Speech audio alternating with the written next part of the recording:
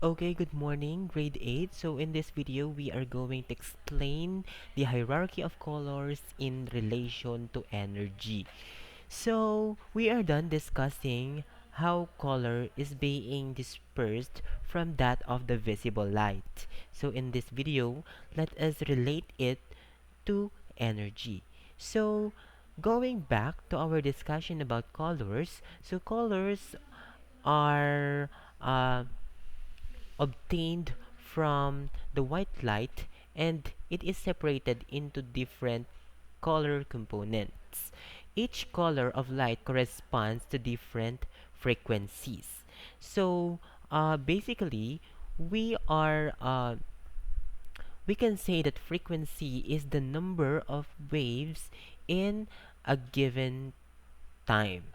So this is a spectrum of light or a visible light. So the visible spectrum is composed of the colors such as red, yellow, orange, green, blue, indigo, and violet.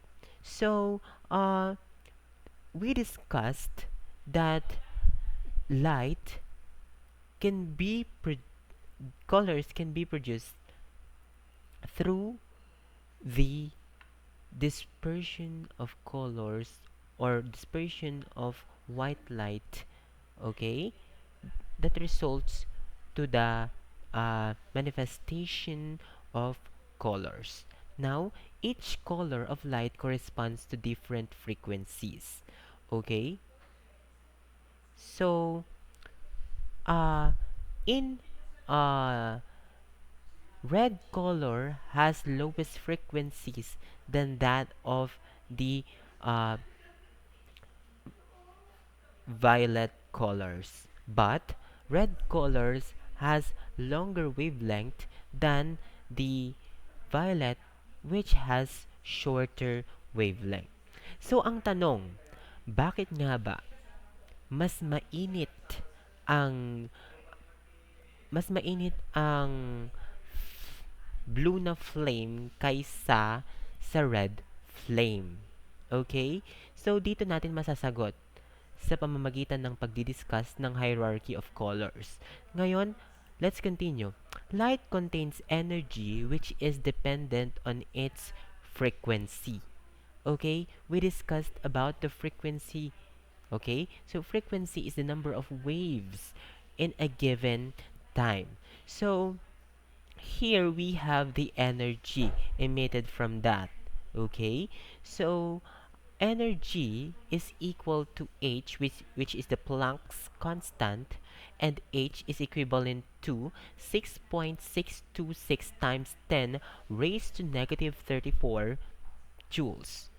And frequency is the number of waves per minute. Okay? Now, take note that uh, red going to the violet color is somehow giving energy from the lowest going to the highest energy. So let's continue. So we have here the blue flame and the red flame. So alin kaya dito yung mas mainit? So alam natin na ang mas mainit ay yung blue flame. Okay? Mas nakaluluto tayo ng mabilis dahil sa blue flame kaysa sa red flame. So imagine.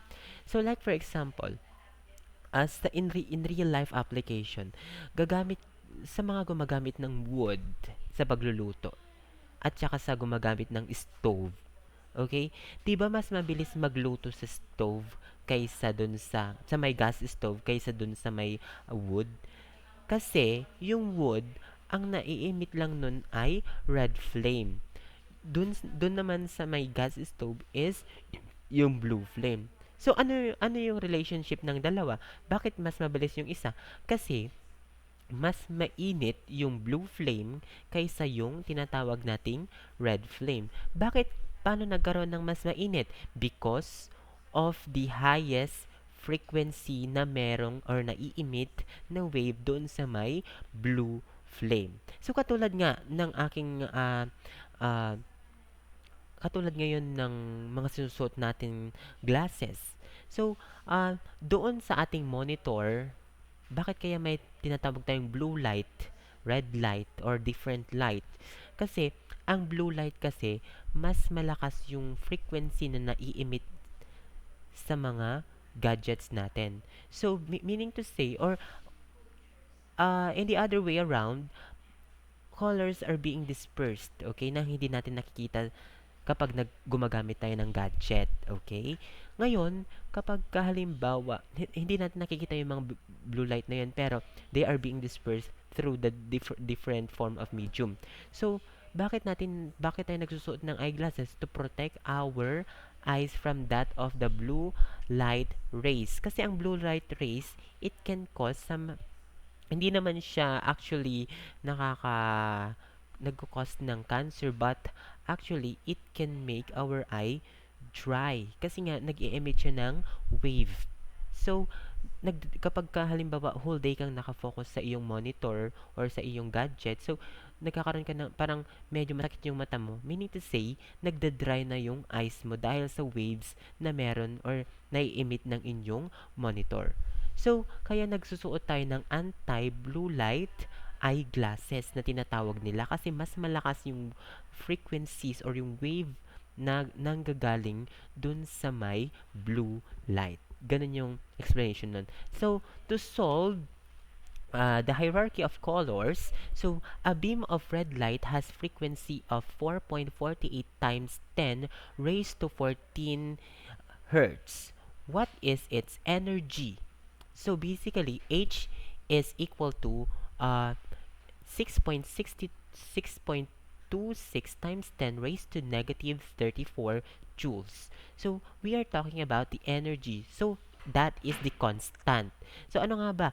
Energy is equal to Planck's constant, which is 6.626 times 10 raised to negative 34 joules, then multiplied to the given value which is 4.48 times 10 raised to 14 hertz. Now, the total energy would be 2.97 times 10 raised to negative 19.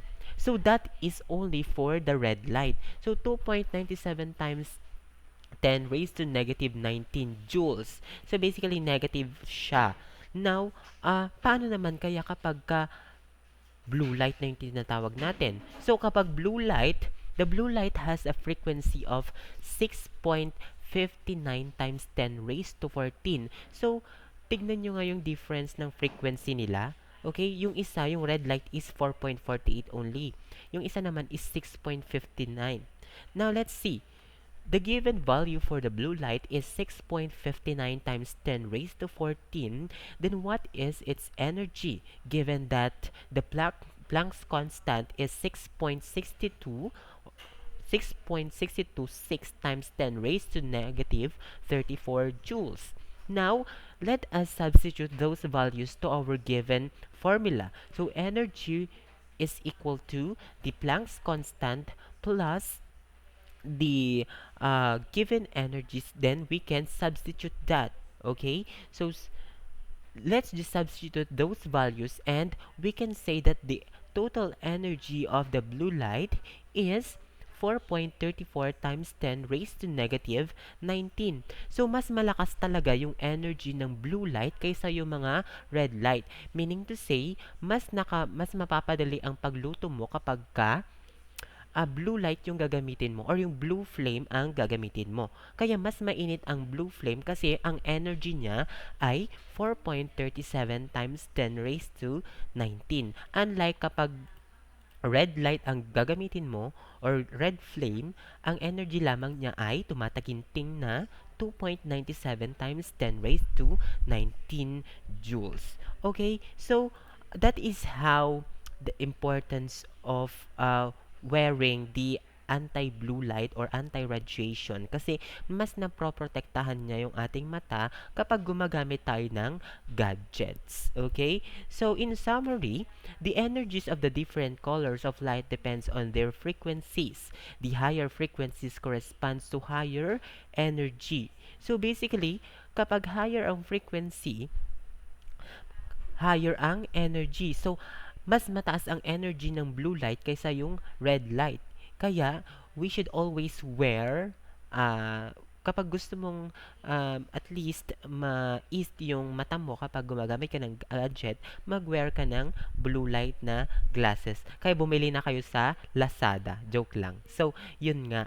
So, that ends my presentation and thank you very much.